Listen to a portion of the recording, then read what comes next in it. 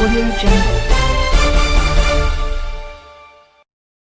PM Modi को Nazi कहने और ताहिर हुसैन का बचाव करने का इनाम मिला जावेद अख्तर को। भारतीय गीतकार जावेद अख्तर को सोशल मीडिया के माध्यम से बधाइयां मिल रही हैं। रविवार जून 7, 2020 को खबर आई कि उन्होंने रिचर्ड डॉकिंस पुरस्कार जीता है। साथ ही इस तरह से पेश किया गया कि वो ऐसा कारनामा करने वाले पहले भारतीय हैं। रिचर्ड डॉकिंस ब्रिटिश जीव विज्ञानी और लेखक हैं। ये अवार्ड 2003 से ही विज्ञान, रिसर्च, शिक्षा और मनोरंजन के क्षेत्र में प्रबुद्ध लोगों को दिया जाता रहा है। लेकिन सिर्फ यही एक क्राइटेरिया नहीं है इस अवार्ड को पाने का। यानी किसी ने अपने क्षेत्र में कितनी ही मेहनत क्यों न की हो, अवार्ड तभी मिलेगा जब आपने लॉजिकल होकर धर्मनिरपेक्षता की रक्षा के लिए प्रयास किया हो। अब यहाँ धर्मनिरपेक्षता या सेक्युलरिज्म के नाम पर क्या क्या खेल चलता है, ये किसी से छिपा नहीं है।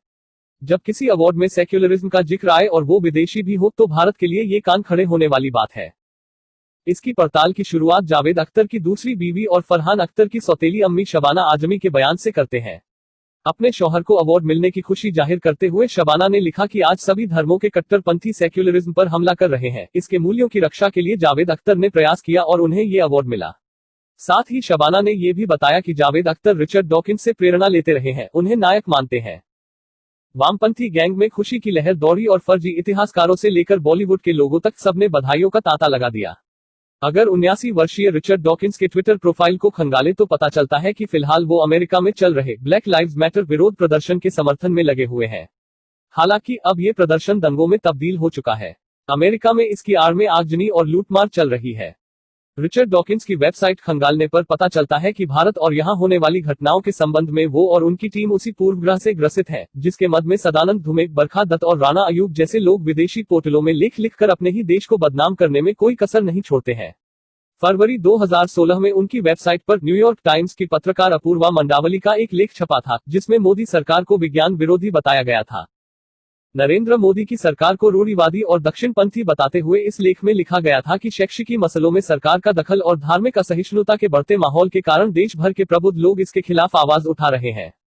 उस समय भारत में असहिष्णुता का राग चरम पर था और अवार्ड वापसी का नाटक भी चल रहा था। इस लेख में राष्ट्रीय स्वयंसेवक संघ को एक दक्षिणपंथी कट्टरवादी संगठन करार दिया गया था। वही आरएसएस, जो कोरोना आपदा के वक्त 3.17 करोड़ से भी अधिक लोगों तक भोजन पहुंचा चुका है और जिसके 3.42 लाख स्वयंसेवक ग्राउंड पर डटे हुए हैं, जनसेवा कर रहे हैं। वही संघ जो देश भर में 67,336 स्थानों पर एक साथ राहत कार्य चला रहा है। और ये पहली बार नहीं है। दशकों से हर आपदा में संघ ने ऐसे ही कार्य किया है। लेकिन इस लेख में संघ और भाजपा के जुड़ाव को अपवित्र गठबंधन बताते हुए इसे एक हिंसक पैरामिलिट्री समूह करार दिया गया था। भारत में संघ के आलोचक भी जानते हैं कि ये सच नहीं है। अगर विज्ञान की ही बात करनी हो तो इसरो के लिए केंद्र सरकार के बजट को देखकर ही अंदाजा लगाया जा सकता है कि इस मामले में कौन संवेदनशील है और कौन नहीं। 2013 में यूपीए के अंतिम पूर्ण बजट में भारतीय स्पेस एजेंसी इसरो के लिए 6,792 करोड़ रुपए का प्रावधान किया गया था, जबकि 2020 में यही आंकड़ा लगभग दोगुना अर्थात 13,479 करोड़ रुपया हो जाता है। लेकिन माहौल बनाने के लिए आंकड़ों को छिपाना होता है। अक्टूबर 2015 में रिचर्ड डॉकिंस की वेबसाइट पर एक और लेख आया था, जिसमें यूपी के दादरी में अखलाक की मॉब लिंचिंग को एक कहानी की तरह पेश किया गया। इसमें पूछा गया कि अखलाक का अपराध क्या था और साथ ही जवाब दिया गया कि बीफ खाना ही उसका एकमात्र अपराध था। इसमें भी मोदी सरकार को कंजर्वेटिव बताते हुए लिखा गया कि उसके सत्ता में आने के बाद ऐसी घटनाएं बढ़ गई हैं। यही नैरेटिव जो वामपंथी मीडिया चलाता है। यहाँ इस बात की चर्चा करनी जरूरी है कि अखलाक की हत्या के मामले में एक प्रत्यक्षदर्शी ने बताया था कि इसका कारण बीफ न होकर आपसी रंजिश हो सकती है।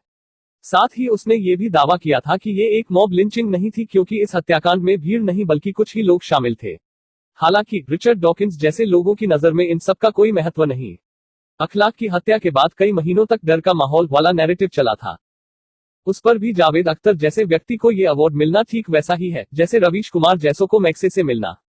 जावेद अख्तर अब एक ट्विटर ट्रोल बन चुके हैं, जो आए दिन ऑनलाइन लड़ाई झगड़ों में व्यस्त रहते हैं।